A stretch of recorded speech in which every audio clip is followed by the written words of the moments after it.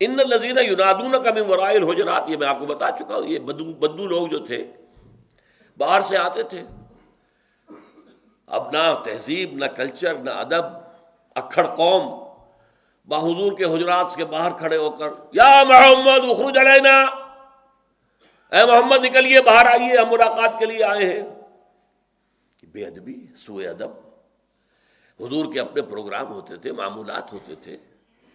اس کے اندر دخل دینا۔ ظہر کے بعد ایک استراحت ہے، قیلولہ جو ہے یہ عرب کی، اب اس وقت جو ہے آواز دے رہے کھڑے ہوئے، یہ اس پر اب گرفت کی گئی۔ ان الذین ینادونک من وراء الحجرات، اب اسی سے نفس اس سورت کا نام بنا حجرات، حجرہ۔ اصل میں تو یہ مسجد نبوی کے ساتھ حجرے تھے، جن میں یہ حجرہ عائشہ ہے، یہ حجرہ فلاں ہے، یہ حجرہ حفصہ ہے، حجرات تھے، چھوٹے چھوٹے سی کوٹھڑیاں، یعنی کوٹھڑیوں کا سائز بھی کیا کہ حضرت عائشہ کے حجرے میں جب حضور رات کی نماز پڑھتے تھے تو اتنی جگہ نہیں ہوتی تھی کہ آپ سجدہ کر سکیں، تو حضرت عائشہ کی ٹانگیں آگے ہیں اور حضور یہاں کھڑے ہوئے سجدہ کرنا چاہتے ہیں، تو آپ پہلے اپنے دست مبارک سے آپ کی حضرت عائشہ کی ٹانگیں وہاں سے ہٹاتے تھے، پھر سجدہ کرتے تھے۔ یہ بڑے بڑے بیڈ روم جو ہم بناتے ہیں، کوئی تصور نہیں، حجرات،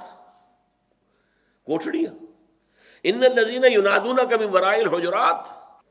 بے شک وہ لوگ جو پکارتے ہیں آپ کو، ندا دیتے ہیں حجرات کے پیچھے سے، اکثرہم لا یعقلون، ان کی اکثریت جو ہے وہ ناسمجھ لوگوں پر مشتمل ہے، ان گھڑ لوگ ہیں، یہ غیر مہذب ہیں، غیر شائستہ ہیں، اکڑ ہیں، عقل سے کام نہیں لیتے۔ وَلَوْ أَنَّهُمْ صَبَرُوا حَتَّى تَخْرُجَ إِلَيْهِمْ، اگر وہ انتظار کرتے، صبر کرتے یہاں تک کہ آپ خود نکل کر آتے ان کے سامنے۔ ٹھیک ہے بھئی، عصر کے وقت آئیں گے حضور صلی اللہ علیہ وسلم،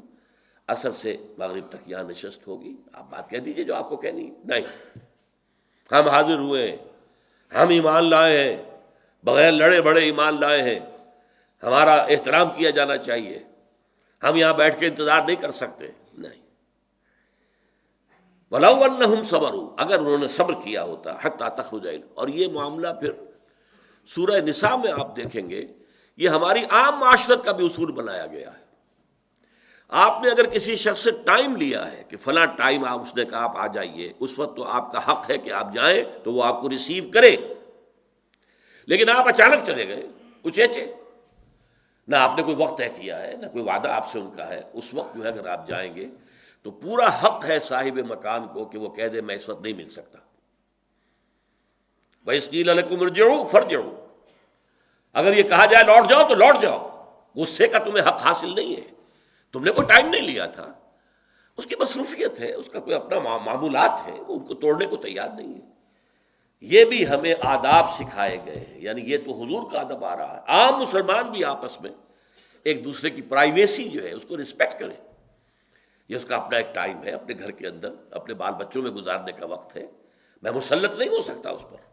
انلیس یہ کہ آپ نے پہلے سے اپوائنٹمنٹ لی ہے، کوئی آپ نے وقت لیا ہوا طے ہے، ہاں اس صورت میں وہ پابند ہے کہ آپ سے بات کریں۔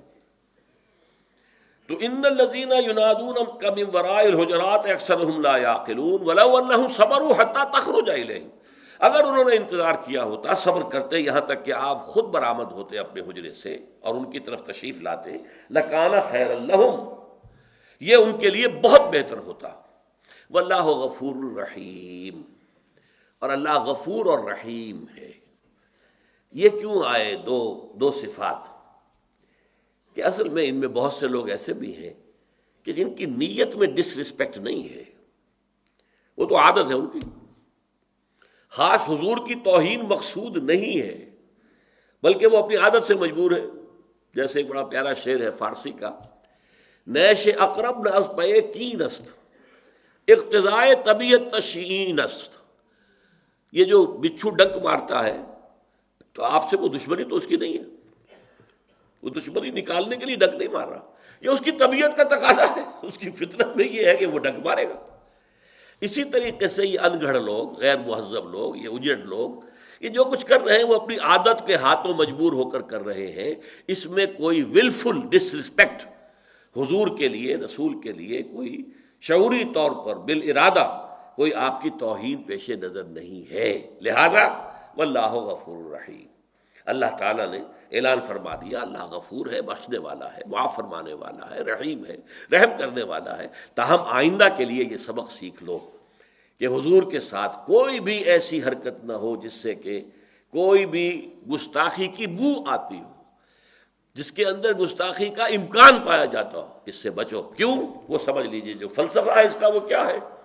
کہ ایک پلر ہے قانونی دستوری، لا تقدموا بین یدی اللہ ورسولہ، حیات ملی مسلمانوں کی اور حیات ریاستی، اس کا ایک پلر قانونی اور دستوری ہے، اور ایک پلر جذباتی ہے جس پر کہ ہماری ثقافت اور تہذیب کا دار و مدار ہے، جس سے ہماری ثقافت میں تسلسل پیدا ہوتا ہے، جس سے ہماری ثقافت میں ہم رنگی ہم آہنگی پیدا ہوتی ہے۔ مشرق بعید کا آدمی اور مغرب بعید کا آدمی آتے نظر یہ مسلمان ہیں، یہ محمد کے پیروکار ہیں، ان کے اندر داڑھی رکھی ہوئی ہے، داڑھی علامت ہے، معلوم ہو جاتا ہے کہ یہ محمد کے پیروکار ہیں، محمد پر ایمان رکھنے والے ہیں۔ یہ ثقافت، یہ تہذیب پوری دنیا میں ایک ہے، اور اس کی اصل بنیاد کیا ہے کہ مرکزی شخصیت یہاں محمد الرسول اللہ صلی اللہ علیہ وسلم کی ہے، تو ان کے ادب اور احترام کے اندر کوئی کمی نہیں آنی چاہیے۔ ان کی محبت اور عقیدت صرف اگر ہو سکتی ہے تو محمد سے ہو سکتی ہے صلی اللہ علیہ وسلم،